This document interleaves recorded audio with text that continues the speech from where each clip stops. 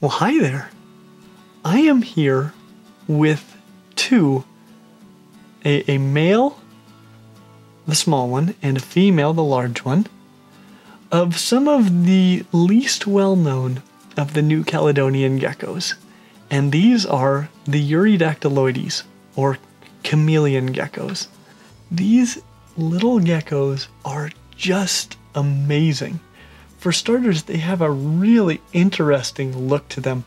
They've got kind of a fairly typical gecko shape for the most part, but it is a little bit similar to that New Caledonian gecko look. They've got these huge scales. For such a little gecko, they've got these just great, big, amazing, almost armor-looking scales.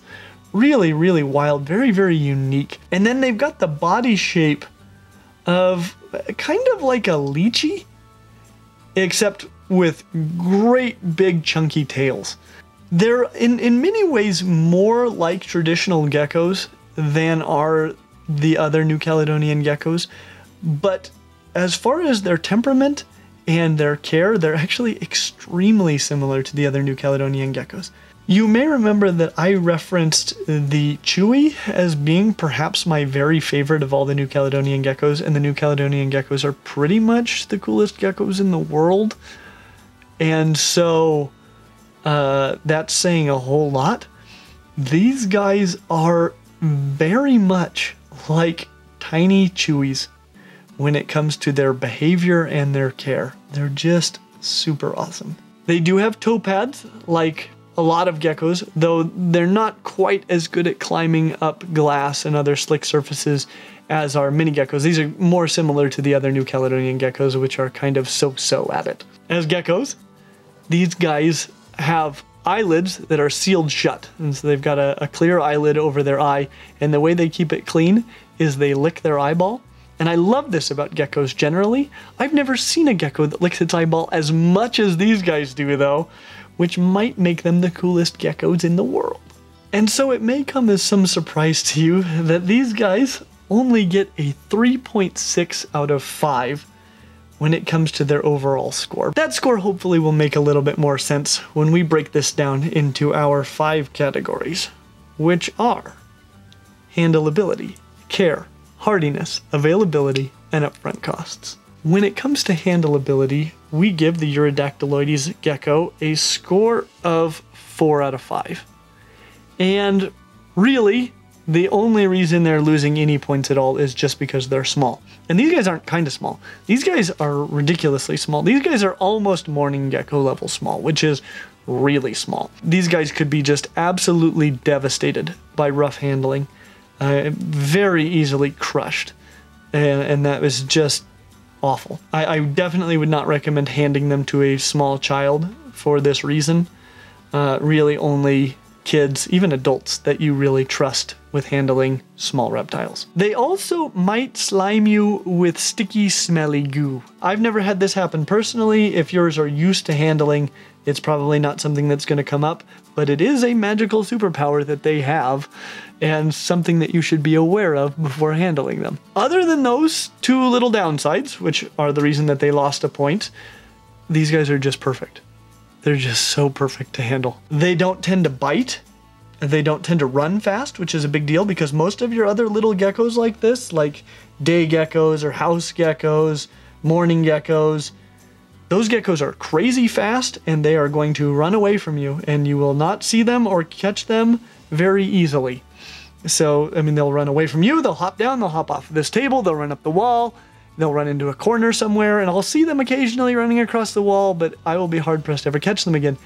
These guys to handle are just like tiny Chewies, which are very much like the other New Caledonian geckos, which means they're slow and deliberate. They will jump a little bit, but they don't run around very fast. I think this is actually probably why they have the common name Chameleon Geckos, is because they do that kind of slow and deliberate chameleon walk just like the Chewies do. I love that walk, and these guys do it. They're just perfect. They're just perfect. Okay, so gear up for this, because this is a New Caledonian gecko that, as far as I have found in my research, they do not voluntarily drop their tails. And I say voluntarily because that's kind of the superpower that lizards have. Anything with a tail can lose its tail.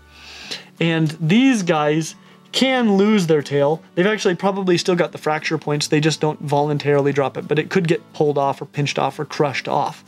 The kind of things that can happen to a tiger. But they will regrow the tail. It might not be exactly the same as it was before, but they will regrow it. So this is a lizard that A, doesn't drop its tail, and B, if it loses its tail, will still grow it back. It's perfect. Honestly, for an animal this small, handling just does not possibly get any better. Also, being an arboreal lizard, these guys are very good at holding on. They've got the toe pads like many other geckos. They've got a semi-prehensile, arguably fully prehensile tail that they use to hold on.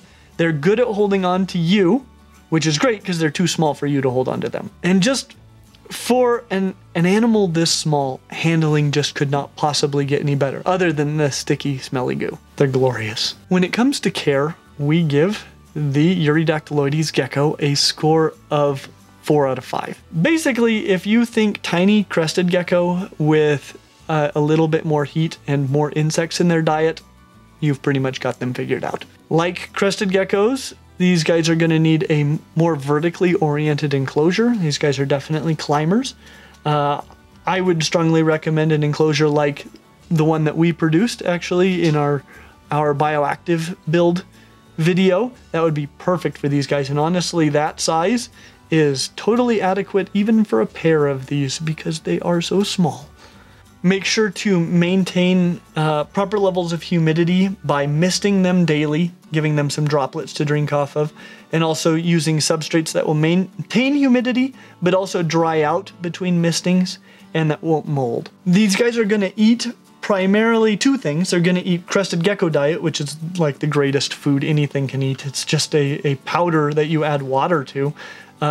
That's going to be the staple of their diet, but unlike crested geckos that can live on that almost exclusively with very few supplemental insects, these guys are actually going to need quite a few small insects as part of their diet as well. And we definitely recommend a wide variety of feeders, but things like small crickets and small dubia roaches, those can be really excellent feeders for these guys.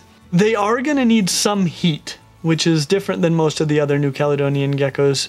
Not a lot. I mean, you still don't want to kill them with heat. That is a real concern, but you're probably going to need some sort of a heat source to keep the temperatures up a little bit.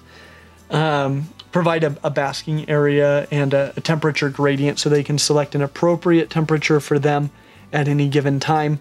And this will be really important in the winter, especially if your house gets cold. They're also very likely to benefit from UVB. These are a nocturnal lizard, and so they're not going to come out and bask in the UVB, but they're also a lizard that relies on its camouflage but does not hide.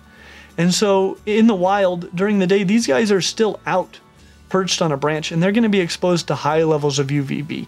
So it's very likely that they would benefit tremendously from UVB in their enclosure. When it comes to hardiness, we give these guys a score of 4 out of 5. One of the best things about them is that they're all captive bred, and so survivability goes way up just right there. Dehydration and excessive heat are definitely things that could kill them quickly, as well as being crushed, because these guys are small. And so I'm not talking about just when handling them, but also like when putting the lid on the enclosure or closing the front opening doors.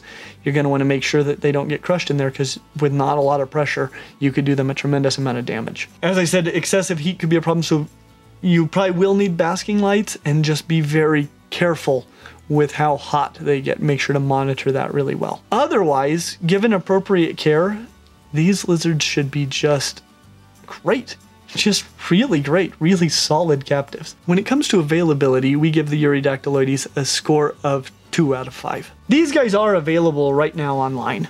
If you go to a breeder, and there are a lot of breeders, you can find Eurydactylodes right now. But these guys are going to be rare at expos and almost unheard of in pet stores. I've never seen these guys for sale in a pet store. Maybe someday, because, I mean, they're amazing pet lizards, but right now they're not available in pet stores. To be perfectly honest, Most pet stores probably won't even know what you're talking about when you ask about Eurydactylodes. You'll say, I want that tiny New Caledonian gecko. And if they know what New Caledonia is, they're probably going to think you mean crested geckos, and you're going to say, no, the one that stays the size of a baby crested gecko for life. When it comes to upfront costs, we give the Eurydactylodes gecko a score of 4 out of 5. The gecko itself is going to be fairly expensive, especially if you have to ship it.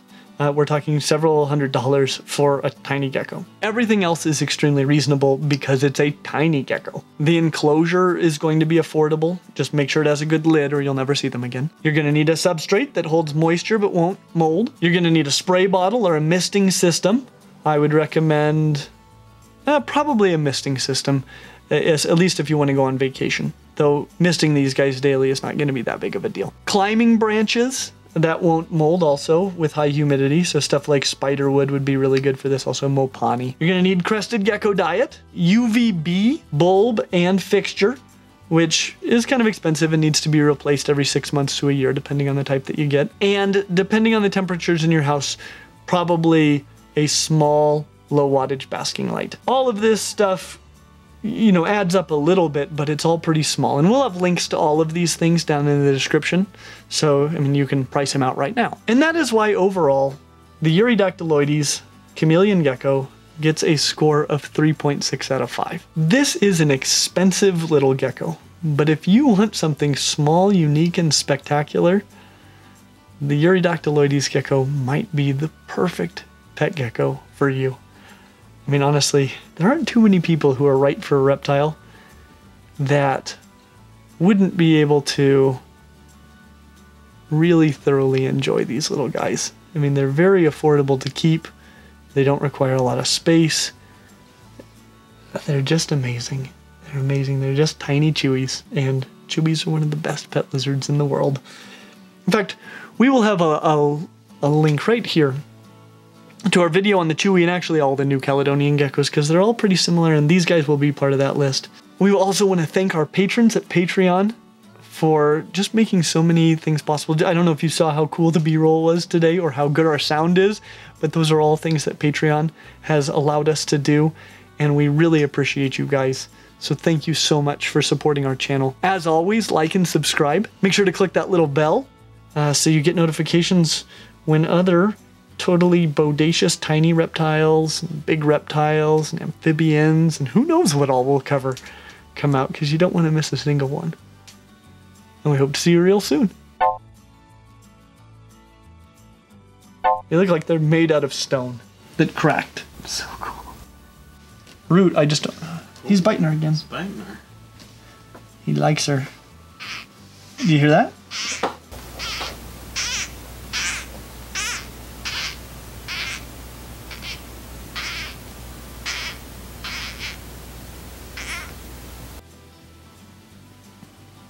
Till she bit his leg, that looked very much like mating behavior. And these guys are called chameleon geckos because they go which chameleons can't do. And they're mocking the chameleons and their inability to make noises. None of that was true. Well, a lot of that was true, but that last thing not true at all.